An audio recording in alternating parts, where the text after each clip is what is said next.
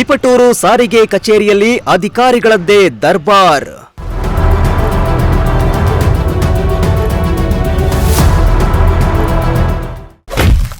RTO ಅಧಿಕಾರಿಗಳನ್ನ ಹೇಳುವವರು ಇಲ್ಲ, ಕೇಳುವವರು ಇಲ್ಲ. ವಾರಗಟ್ಟಲೆ ನಾಪತ್ತೆಯಾಗ್ತಾರಂತೆ ಎಆರ್ಟಿಒ ಸುಮಂಗಲ.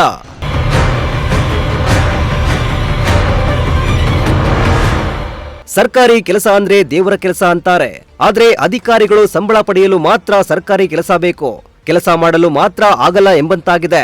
ಕಳ್ಳಾಟ ಆಡುವ ಅಧಿಕಾರಿಗಳಿಗೆ ಚಳಿ ಬಿಡಿಸುವ ಕೆಲಸ ಮಾಡಿದ್ರೂ ಕೂಡ ಕೆಲ ಬಂಡ ಅಧಿಕಾರಿಗಳು ಮಾತ್ರ ಯಾವುದಕ್ಕೂ ಕ್ಯಾರೆ ಮಾಡಲ್ಲ ಅನ್ನುವಂತಾಗಿದೆ. ಇತ್ತ ತಿಪಟೂರಿನ ಆರ್ಟಿಒ ಕಚೇರಿಯಲ್ಲಿ ಅಧಿಕಾರಿಗಳದ್ದೇ ದರ್ಬಾರ್ ಆಗಿದ್ದು, ಹೇಳುವವರು ಇಲ್ಲ, ಕೇಳುವವರು ಇಲ್ಲ ಎಂಬಂತಾಗಿದೆ.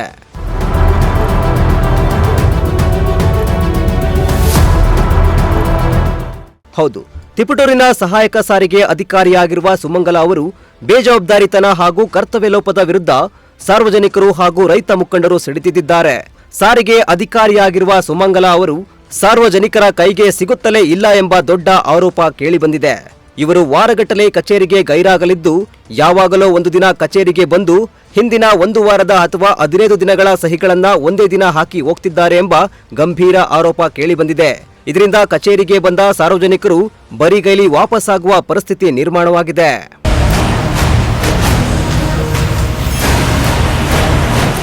ಇನ್ನು ಸಾರಿಗೆ ಅಧಿಕಾರಿ ಸುಮಂಗಲ ಅವರ ಕರ್ತವ್ಯ ಲೋಪದಿಂದಾಗಿ ವಾಹನ ನೋಂದಣಿ ಸೇರಿದಂತೆ ಇತರೆ ತುರ್ತು ಕೆಲಸಗಳಿಗಾಗಿ ಕಚೇರಿಗೆ ಅಲೆಯುವ ಸಾರ್ವಜನಿಕರು ಹಾಗೂ ರೈತರು ಪ್ರತಿದಿನ ಕಚೇರಿ ಮುಂದೆ ಕಾಯ್ದು ಸುಸ್ತಾಗ್ತಾ ಇದ್ದಾರೆ.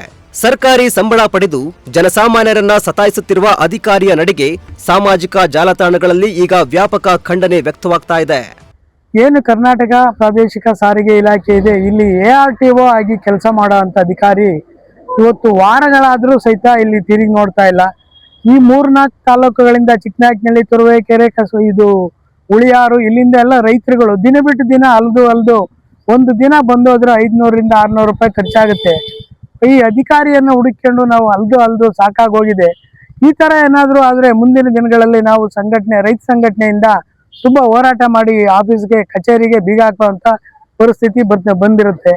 ಇದನ್ನ ಎಚ್ಚೆತ್ಕೊಂಡು ಈ ತಾಲೂಕು ಅಧಿಕಾರಿಗಳು ಮತ್ತೆ ಏನ್ ಶಾಸಕರು ಇದ್ದಾರೋ ಇವ್ರ ಕಡೆ ಗಮನ ಹರಿಸಿ ಬರೋಂಗಿತ್ತ ಸರಿಯಾದ ರೀತಿಯಲ್ಲಿ ಬಂದು ಜನಸಾಮಾನ್ಯರಿಗೆ ಸಾಕಷ್ಟು ಅನುಕೂಲ ಮಾಡಿಕೊಟ್ರೆ ಕೆಲಸ ಕಾರ್ಯಗಳಲ್ಲಿ ತುಂಬಾ ಒಳ್ಳೇದಾಗುತ್ತೆ.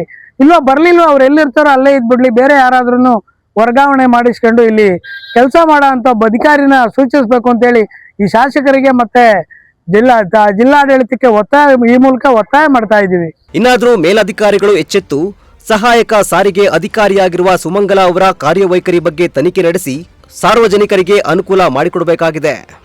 ಕಿರಣ್, ಪ್ರಜಾಶಕ್ತಿ ಟಿವಿ, ತಿಪಟೂರು.